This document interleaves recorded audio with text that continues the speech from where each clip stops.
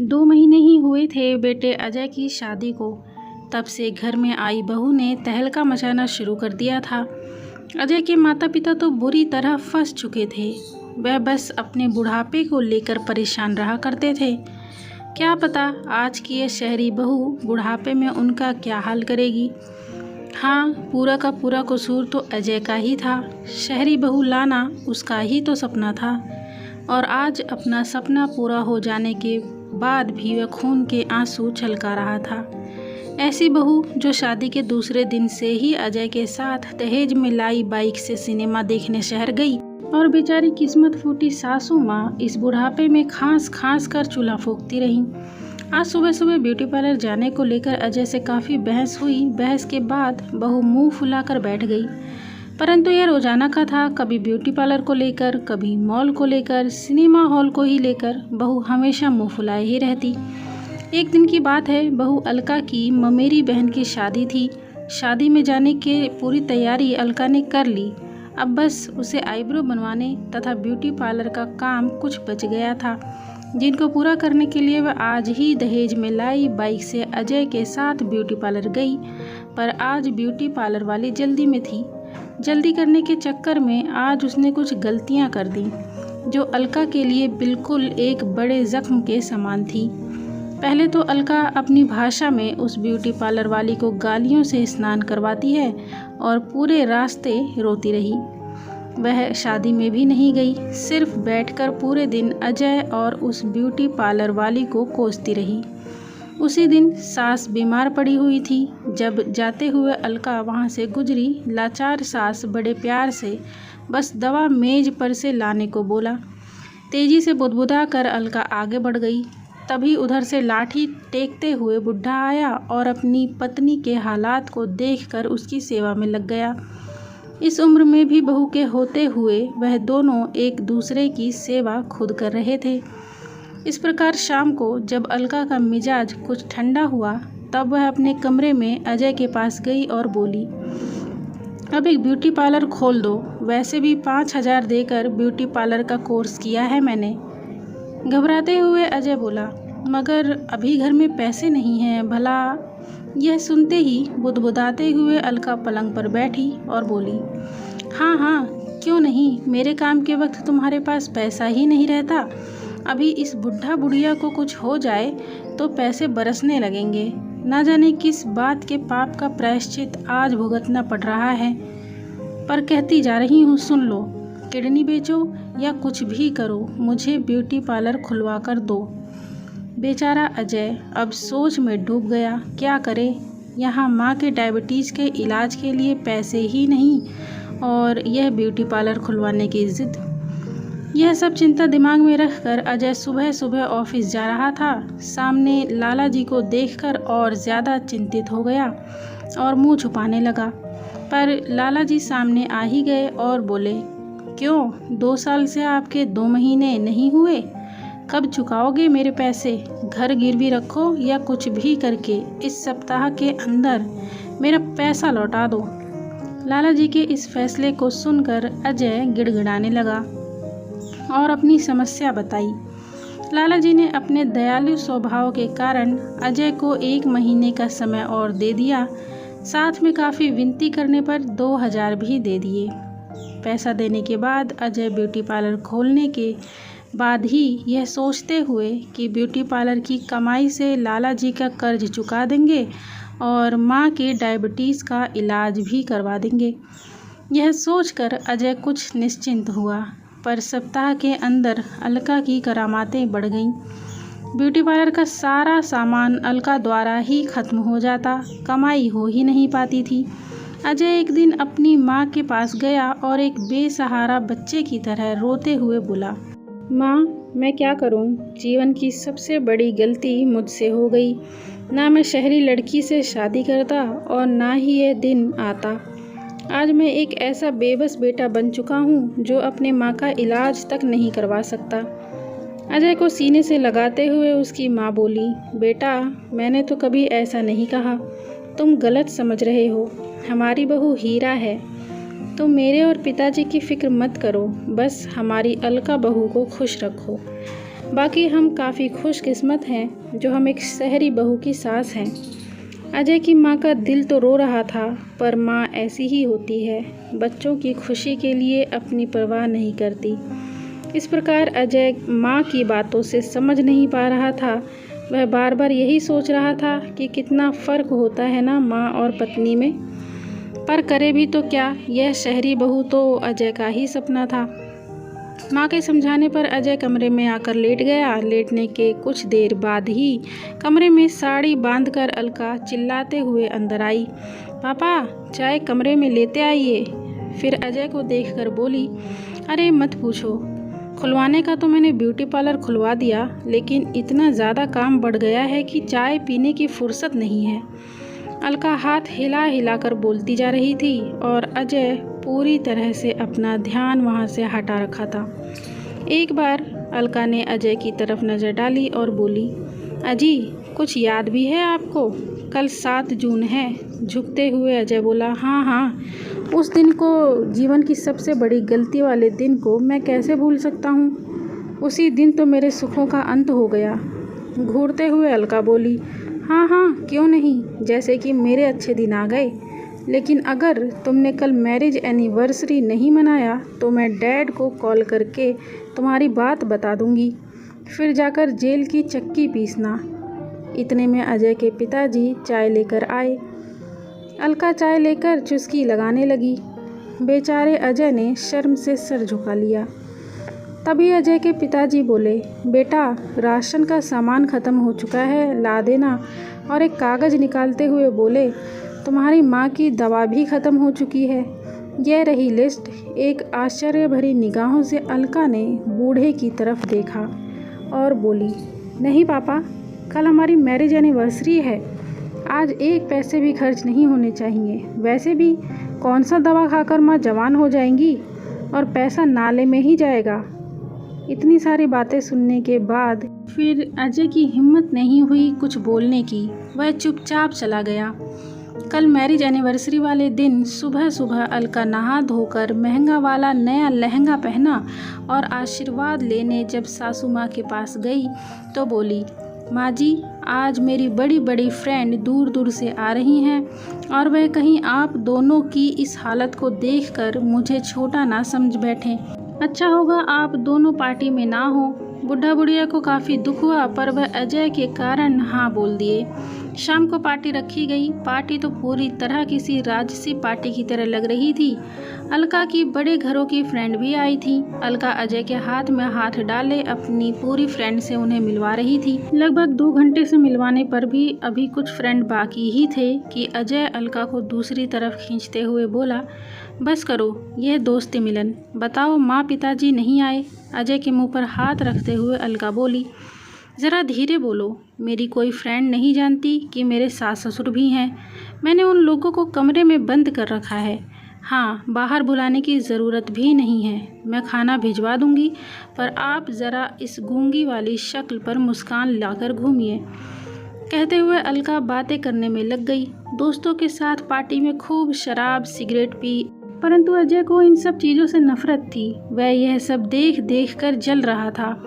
पूरी पार्टी में उसे बस माँ पिताजी की चिंता थी, पर उसे यह भी नहीं पता था कि आखिर वह दोनों किस कमरे में हैं। अलका के पास जाता तो वह फटकार कर बोलने लग जाती। इस प्रकार पार्टी वाली रात बूढ़ा बुढ़िया भूख से छटपटाते रहे। अगले दिन जब अजय ऑफिस जा रहा था, रास्ते में लाला जी मिल गए और पैसा मांगने लगे। काफ़ी भला बुरा भी बोले। इस बार लाला जी इतना ज़्यादा बोलने लगे कि बात बेचारा सीधे साधे अजय के सीने में जा लगी।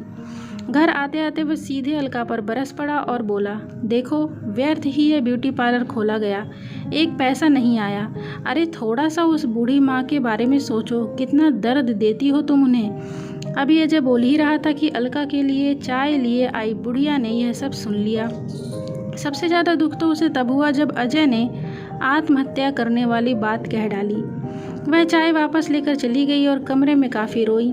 अगले दिन अजय ऑफिस जाते वक्त काफ़ी डर रहा था कि रास्ते में कहीं फिर से लाला जी ना मिल जाएं। हाँ, हुआ भी यही। अजय का डर एकदम सही था। रास्ते में लाला जी मिल गए। इस बार वह अजय की तरफ देखकर मुस्कुराते हुए आगे बढ़ गए। अजय काफ़ी आश्चर्यचकित हो गया। उसे कुछ समझ नहीं आ रहा था। आज पूरे दिन ऑफिस में वह इसी बात को सोचते रहा और शाम को जब घर लौटा तो पिताजी को परेशान देखकर डर गया और बोला, क्या हुआ पिताजी, आप इतने परेशान क्यों हैं?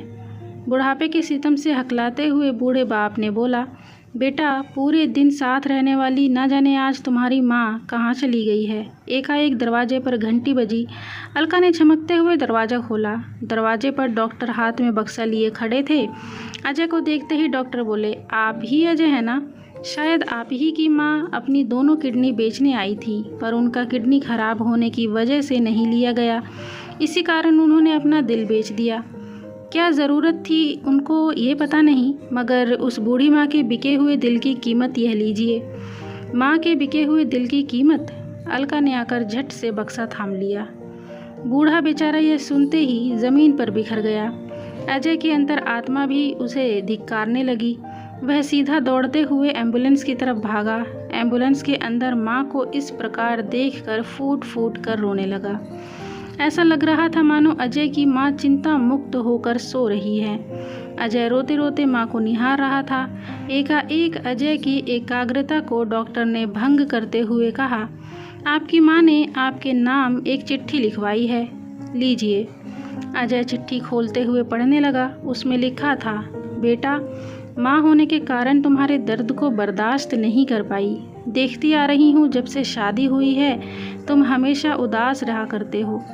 न जाने किसने मेरे बच्चे की हंसी चुरा ली है। आखिरी बार मुस्कुराकर एक मुस्कान दिखला देना। बेटा, मैंने लाला जी को पैसे भिजवा दिए हैं, बाकी तुम खुश रहना। मेरी अनुपस्थिति में थोड़ा पिताजी का ख्याल रखना। तुम्हारी माँ। पत्र पढ़ने के बाद अजय बच्चों की तरह बिलख कर रोने लगा। वैसे भी ये कहावत है ना कि किसी के उपस्थिति में मन भाता नहीं और जाने पर मन पछताने लगता है। ठीक इस वक्त अजय के साथ यही हो रहा था और इधर अलका कमरे में आराम कर रही थी। पूरे गांव वाले अजय और अलका पर हंस रहे थे। किसी प्रकार विधि विधान से अजय ने अपनी माँ का दाह संस्कार कर दिया। आज अजय की माँ को गुजरे पूरा महीने बीत चुके थे। माँ के जाने के बाद अजय के घर से मानो लक्ष्मी की विदाई हो गई थी। अलका ने पूरा घर सर पर उठा लिया था। एक दिन मौका पाते ही अजय पिताजी के साथ घर से निकल गया। अजय अपने पिताजी के साथ अलका को एक बुरा सपना समझ उसकी यादों से काफ़ी दूर चला आया, परंतु अनजान शहर में उसका ना कोई परिचित था, ना ही उतने पैसे। घर से तो वह केवल जान लेकर भागे थे। मुंबई की सड़क पर वह दोनों भी उन लाखों लोगों के बीच यहाँ ठिकाने के बारे में सोच रहे थे। दोनों के चेहरे पर काफ़ी उदासी और शिकन थी। थोड़ी देर में थक हार कर वे दोनों फुटपाथ के किनारे बैठ गए। यकायक अजय का ध्यान सामने से आ रही खूबसूरत मॉडर्न शहरी लड़की पर पड़ा। वह लड़की अजय की तरफ ही आ रही थी। शहरी लड़की को इस तरह अपनी ओर आते देख उसे अलका की याद आ गई। दोनों वहाँ से निकलना चाहते थे कि वह मॉडर्न लड़की उन्हें रोकते हुए बोली, आप दोनों इस शहर में नए लगते हो और शायद आप ठिकाने की खोज में भटक रहे हैं। अगर आप चाहें तो मेरे साथ चल सकते हैं। यह सुनते ही अजय के पिताजी डर गए और अजय के कान में फुसफुसाते हुए बोले, बेटा, अब मैं थक चुका हूँ। दोबारा से अब मैं वही पुरानी नर्क वाली ज़िंदगी नहीं जीना चाहता। जीवन में अभी कुछ ही पल तो बाकी हैं, उसे मैं बस तेरे साथ शांतिपूर्वक बिताना चाहता हूँ। अपने पिता की इस तरह रुआंसी आवाज़ देखकर अजय की आंखें भर आईं। वह मॉडर्न लड़की को बिना कुछ जवाब दिए अपने पिताजी का हाथ पकड़कर आगे की तरफ बढ़ गया कि दोबारा से वह मॉडर्न लड़की सामने आकर अजय को रोकते हुए बोली, देखिए, मेरा नाम तारा है। मैं आप लोगों के पर्सनल मैटर में इन्वॉल्व नहीं होना चाहती, बस एक NGO चलाती हूँ, इसीलिए हर एक बेसहारा लोगों की मदद करना चाहती हूँ। वैसे भी आप दोनों को ठिकाने के लिए किसी न किसी की मदद तो लेनी ही पड़ेगी। तारा की बात दोनों को ठीक ही लगी। वह दोनों तैयार हो गए और तारा के घर पहुँचे। तारा अजय और उसके पिताजी का बहुत अच्छे से ख्याल रखती। धोखे से भी कभी वह कोई बात अजय और उसके पिताजी को ना चुभने का ख्याल रखती। एक दिन अजय को खाना खिलाकर तारा चुपचाप आकर बाहर झूले पर बैठ गई। खाना समाप्त करने के बाद अजय बाहर निकला तो तारा जैसी चुलबुली लड़की को इस प्रकार उदास देखकर उसके पास गया और बोला, तारा, सबके चेहरे की शिकन दूर करने वाली फरिश्ता आज स्वयं इतनी उदास क्यों है? तारा की आंखें आंसुओं से भरी थीं। वह निगाहें छुपाते हुए बोली, आपको पता है मेरे एनजीओ में इतने सारे बच्चे हैं मेरे साथ, फिर भी एक ख़ास व्यक्ति की कमी हमेशा मुझे खलती रहती है। हाँ, मैं मैरिड हूँ, पर एक कठोर लड़की ने मेरे पति को मुझसे दूर कर रखा है। खैर, अब शायद वह वापस भी ना आ पाए। वह आंसू पोंछते हुए बोली, लेकिन आप अकेले इस अनजान शहर में आने की वजह? अजय हंसते हुए बोला, आप खास व्यक्ति के लिए तड़प रही हो और मैं उस खास व्यक्ति को त्याग कर आया हूँ। उसके बाद अजय ने सारी कहानी तारा को बता दी। हाँ, और उसी के बाद मैं सारी शहरी लड़कियों को गलत समझ बैठा था, पर आपसे मिलने के बाद मेरी सारी गलतफहमी दूर हो गई। दोनों ने एक दूसरे से अपना दुख बांट कर अपने मन को शांत किया। कुछ दिन बाद तारा ने अब अपने एनजीओ में अजय को भी हिस्सेदार बना लिया। इस प्रकार महीनों बीत गए। तीनों अब अपने अपने पुराने दर्द भूल रहे थे कि अचानक एक दिन अजय एनजीओ के बच्चों के साथ खेल रहा था। तभी किसी ने पुकारा, क्या कभी अपने बच्चे की याद नहीं आती? चौंकते हुए अजय मुड़ा तो पीछे अलका खड़ी थी, पर आज उसकी आंखों में पश्चाताप और तेवर में बदलाव दिख रहे थे। फिर भी चुपचाप अजय आगे की तरफ बढ़ने लगा। गिड़गिड़ाते हुए अलका आगे बढ़ी। एकाएक उसे चक्कर आ गया और वह वहीं गिर पड़ी। भोला भाला अजय उसे छोड़कर जा न पाया और उससे तारा और पिताजी के पास ले गया। अजय को अलका के साथ देखते ही तारा घबरा गई और बोली, आप इस लड़की को कैसे जानते हैं? तारा जी, क्या आप इसे जानती हो? यही मेरी पत्नी है, अजय बोला।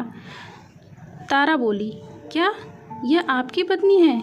कभी ये मेरी अच्छी फ्रेंड हुआ करती थी और यही वह फ्रेंड है जिसने बाद में मेरे पति को मुझसे छीन लिया। कहते हुए तारा के आंसू निकल आए। इतने में अलका को होश आ गया। वह तारा को देखकर घबराते हुए उठ गई और बोली, आप सब प्लीज़ मुझे माफ़ कर दो। तारा, मैंने तुम्हारे साथ भी काफ़ी गलत किया। राजीव के प्यार में मैं काफ़ी अंधी और स्वार्थी हो चुकी थी। राजीव को पाने के लिए ही मैंने बुरा बुरा व्यवहार किया ताकि अपने पति और अपने परिवार को खुद से दूर कर सकूं। पर मैं यह भूल चुकी थी कि राजीव तो तुम्हारा प्यार है और आखिर एक तरफ़ा प्यार कब तक निभाती। मैंने तेरी अमानत को संभाल कर रखा है, पर एक मौका तो आप मुझे दे ही सकते हो नए रिश्तों को शुरू करने के लिए। तभी एकाएक दरवाज़ा खटखटाने की आवाज़ आई। तारा ने जाकर दरवाज़ा खोला तो सामने राजीव को देखते ही उसके गले लिपट कर फूट फूट कर रोने लगी।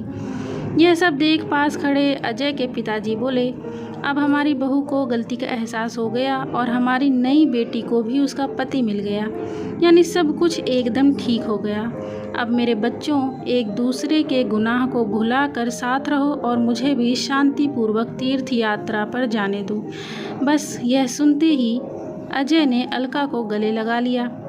दोस्तों, इस कहानी से एक सीख मिलती है कि हमें अपने जीवन साथी की हमेशा इज्जत करनी चाहिए और उसी से ही प्यार करना चाहिए। आपको इससे क्या शिक्षा मिली कमेंट में ज़रूर बताएं। वीडियो को लाइक करके चैनल को सब्सक्राइब करना ना भूलें और वीडियो पूरा देखने के लिए धन्यवाद। अब विदा लेती हूँ, मिलूँगी फिर अगले वीडियो में। Love you, take care, bye bye.